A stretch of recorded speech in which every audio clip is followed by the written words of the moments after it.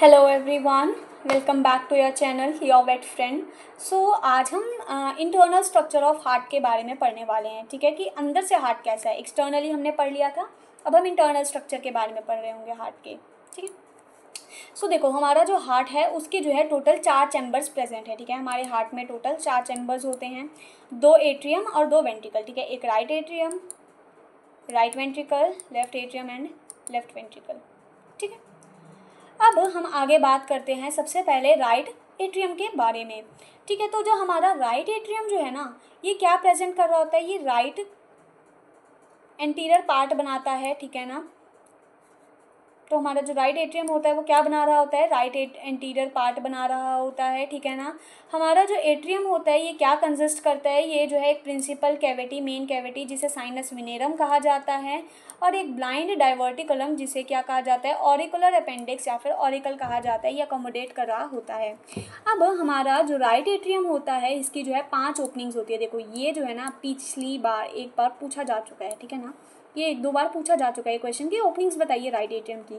ठीक है, तो इसकी टोटल जो है 5 ओपनिंग्स होती हैं। कौन कौन सी, एक होती है क्रेनियल वेना केवा जो कि 4th रिब के लेवल पे होती है, एक होती है कॉर्डल वेना केवा, ठीक है ना, जो कि लेवल 5th रिब के लेवल पे होती है, vena hemiazygos, coronary sinus and right AV orifice.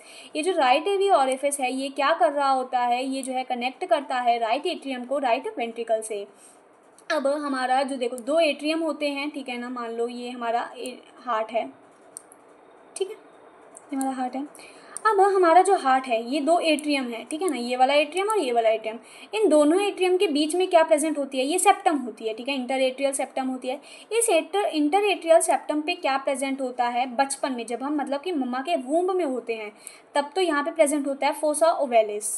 ठीक है, लेकिन जब जो है हम बड़े हो जाते हैं, ठीक है, जब हम दुनिया में आ जाते हैं तो फिर ये जो फोसा ओवेलिस हो जाता है ये भर जाता है और यहाँ पे जो एक डिप्रेशन प्रेजेंट होती है, सॉरी, जब हम एम्ब्रियो होते हैं तब तो ये जो है फोरामेन ओवेल होती है।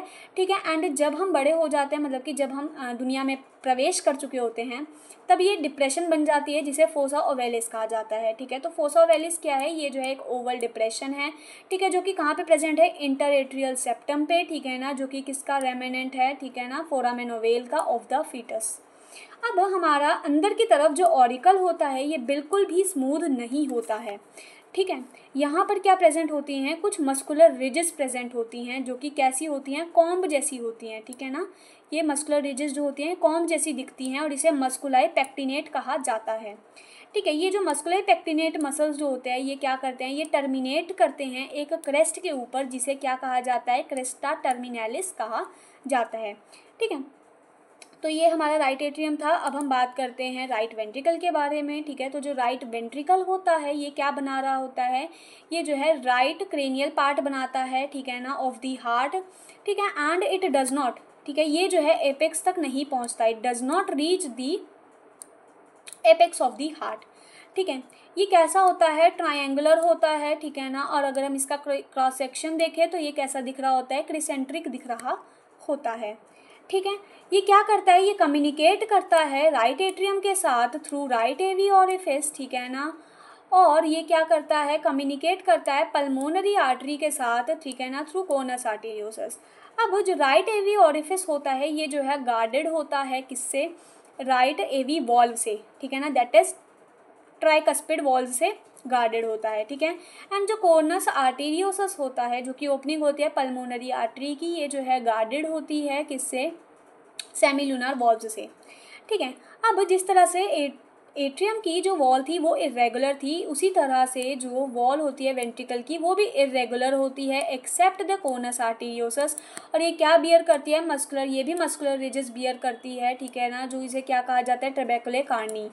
ठीक है, अब ट्रेबेकुले कार्नी के कुछ क्या क्या हैं। ठीक है, तो जो हमारी वॉल होती है, मान लो ये हमारा राइट एट्रियम है। ठीक है, तो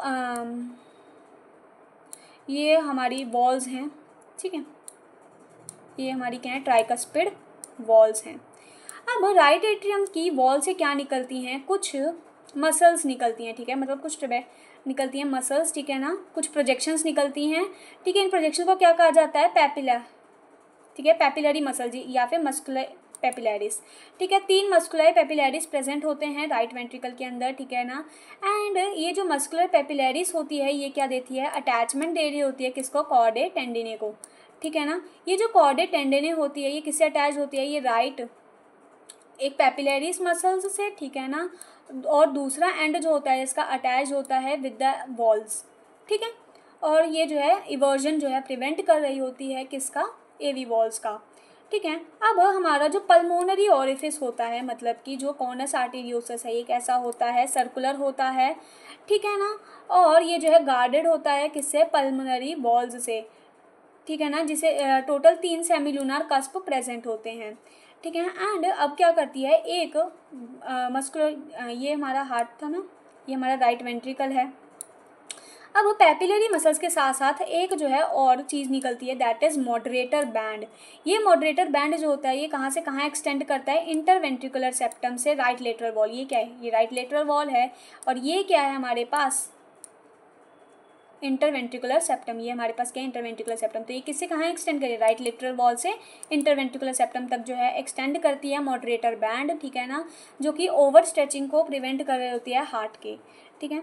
अब सिमिलर स्ट्रक्चर जो है लेफ्ट एट्रियम का, जैसे राइट एट्रियम होता है वैसे ही लेफ्ट एट्रियम होता है, ठीक है ना। बस लेफ्ट एट्रियम जो होता है ये लेफ्ट कॉर्डल पार्ट बना रहा होता है, ठीक है ना, हार्ट का, ठीक है। और यहाँ पर क्या होता है, यहाँ पर भी एक साइनस प्रेजेंट होता है, एक ऑरिकल प्रेजेंट होता है। यहाँ पे जो है टोटल यहाँ भी 5 ओपनिंग्स होती हैं, 4 पल्मोनरी ओपनिंग होती हैं, एक लेफ्ट एवी ओपनिंग होती है, ठीक है। बस डिफरेंस क्या आता है कि ये राइट एट्रियम से थोड़ा बड़ा होता है, इसका अपेंडिक्स बड़ा होता है और पेक्टिनेट मसल्स इसके अंदर कम होते हैं, ठीक है। अब हम बात करते हैं लेफ्ट वेंट्रिकल के बारे में। तो जो लेफ्ट वेंट्रिकल होता है ये लेफ्ट कॉर्डल पार्ट बनाता है, ठीक है ना, वेंट्रिकुलर मास का। ये भी जो है कॉनिकल होता है और इसकी जो वॉल होती है वो ज़्यादा थिक होती है। मतलब अगर पूछा जाए कि चारों कंपार्टमेंट में से सबसे थिकेस्ट वॉल किसकी होती है, then it is of the left ventricle, ठीक है।